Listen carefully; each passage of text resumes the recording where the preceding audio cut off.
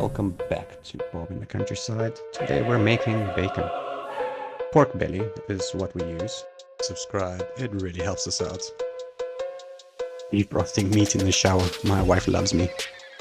And prepare the rub. The rub is sugar, salt, and some garlic powder. I mix everything roughly half-half, except for the garlic powder. And take out the meat, the pork belly, pat it down, and cover in salt, both sides.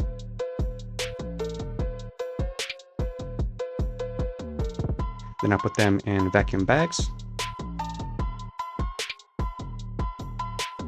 and vacuum seal them. You need to turn the bacon once a day. This was the easiest method for me. I found out that this wasn't such a good idea. The bags didn't seal and I had liquid all over my fridge.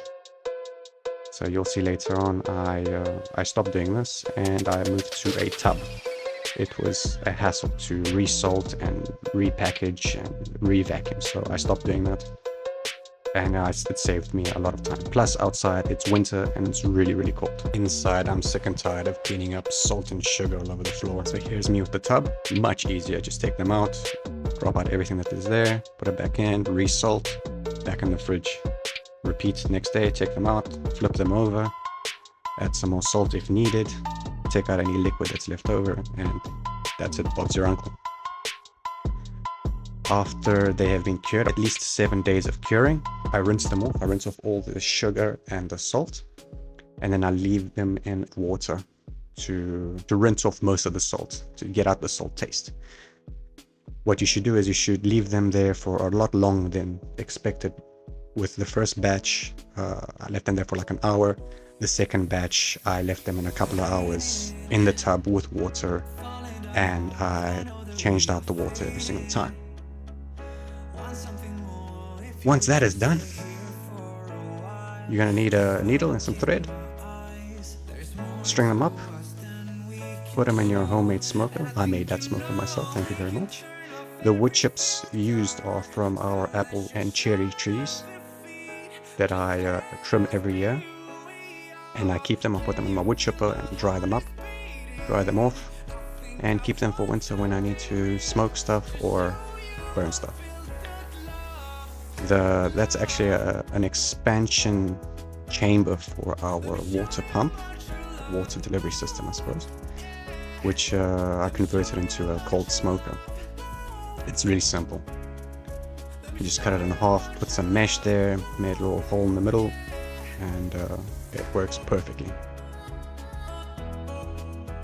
Smoking should last about 6 hours, but the more you smoke it, obviously the more it gets the taste. Important thing is to get it to this nice red, smoky color. Then you know it's been smoked enough. As you can see, that looks pretty tasty. These were the first ones because I wanted to do a test. These were the ones that are very salty because I didn't wash them off properly. The next couple are the ones that I left in the tub with water and kept on rinsing them once an hour for about 3 or 4 hours. Same process, string them up, put them in. There's me hanging them. Nice day, nice winter's day I quote.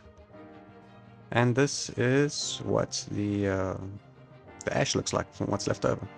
Once every hour or once every 2 hours, take it out, replace with some new wood chips, or wood chunks, they're not really chips. Set it on fire, blow it out, and then just let it smoke. This is the next day. This was the best next day. And here's your results. It's nice, smoky goodness bacon for the whole family. That looks amazing. Tell me that doesn't look amazing. Yep, my son agrees with me. That is amazing, and it tastes amazing too.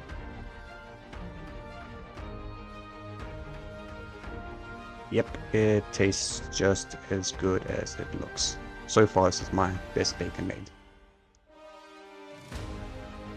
We cut up the bacon into chunks that we know we're gonna eat, and we then vacuum seal all the bacon for our daily needs. put them in the deep freeze, and we have bacon pretty much for the whole year. And that's what country living is all about. Being self-sustained, ready, prepared, and having fun along the way. It's a journey that we are loving so far and hope to keep it this way. See you soon. Oh, don't forget, subscribe. It really, really helps. Till next time.